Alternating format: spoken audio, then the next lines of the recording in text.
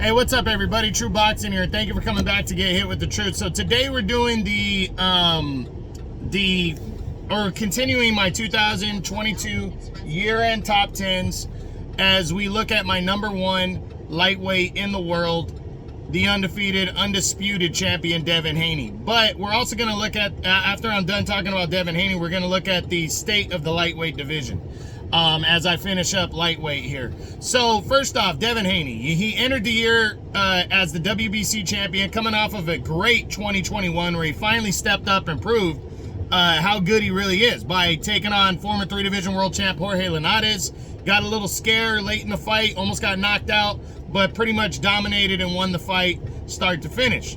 Then he took on Jojo Diaz, pretty much dominated Jojo Diaz start to finish, and got the victory. Then he came into this year really, not knowing what was going to happen for him. There was speculation, but you really didn't know what opportunities he was going to be given. And he should be thanking his lucky stars for the war in the Ukraine. And again, I say that loosely. I know in war, people are dying and stuff, so I'm not trying to say that. But he got lucky because Vasily Lomachenko was lined up to fight unified champ George Kambosos Jr. Lomachenko, being Ukrainian, decided to go defend his home country instead of fight Kambosos.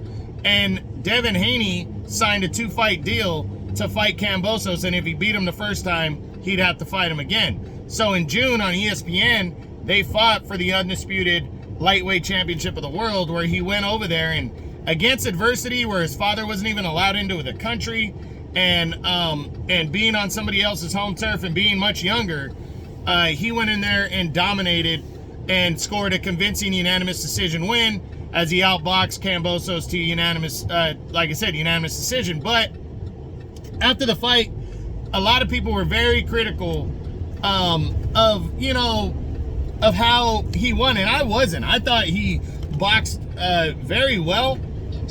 I didn't critique how he won the fight, how he got the decision, but he was getting, he was getting criticism for, being basically too good of a boxer, which is kind of annoying because he does fight offensively too.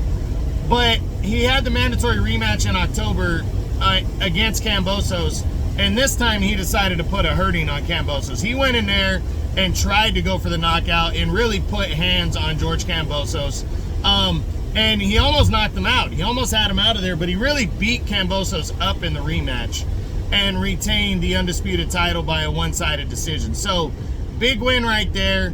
And you really can't knock Devin Haney. You really can't. He's a very good fighter. He's undisputed champion, which is a rare accomplishment right there. And he's undefeated. He's only 24 years old. He moves up 3 spots from number 4, and 29-0 with 15 knockouts.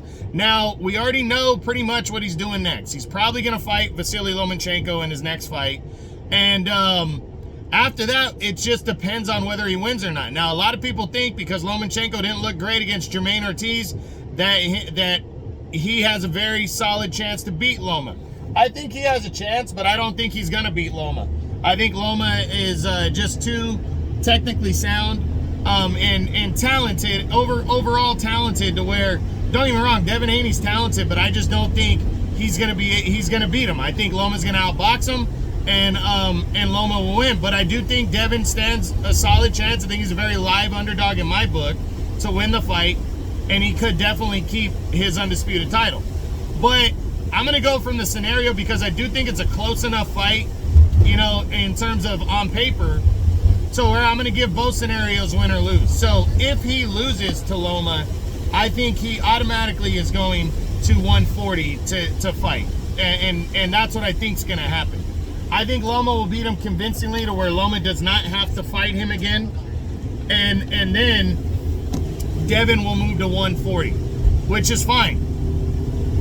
But in the event that he wins, I don't think he's going to hold on to all the belts, but I think there's a solid chance that he fights Shakur Stevenson in his initial, in his next defense before moving up in weight. But I definitely think he's moving up in weight at some point. I don't, if he were to beat Loma, I really don't think he beats Shakur.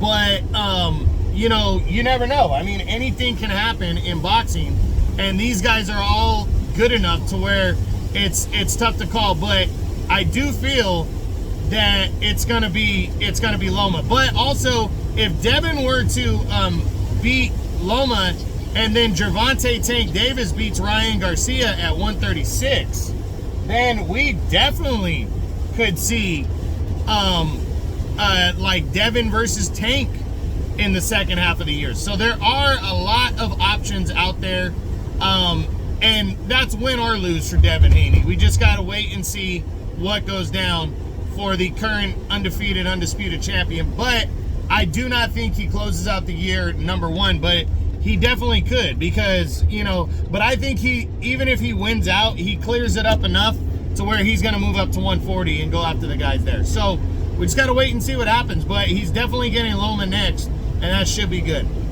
And now we look at the state of the lightweight division, the 135-pound weight class. And, you know, it's tough to call right now because it's such a deep division, though. There's so many good fighters, even the guys you don't know that well. Like, it's just, they're all good fighters, and it's a deep division. I mean, there's guys, I probably could have done a top 15 because I was bumming out because I'm like, shit, man, these guys deserve, you know, to be in the top 10, but in reality, they didn't deserve it, you know, or I would have put them there. But there is just that many good fighters, and it's going to be interesting to see because the division, in my opinion, is going to turn over to some extent. I think Lomachenko is going to beat Devin Haney, and then he's going to hold on to a couple belts, but he's probably going to give up a couple belts. And that will create opportunities for fighters like Shakur Stevenson, especially. For fighters like, you know, William Cepeda, Jermaine Ortiz, guys like that. If Ortiz were to beat, you know, Shakur, of course, if they fight.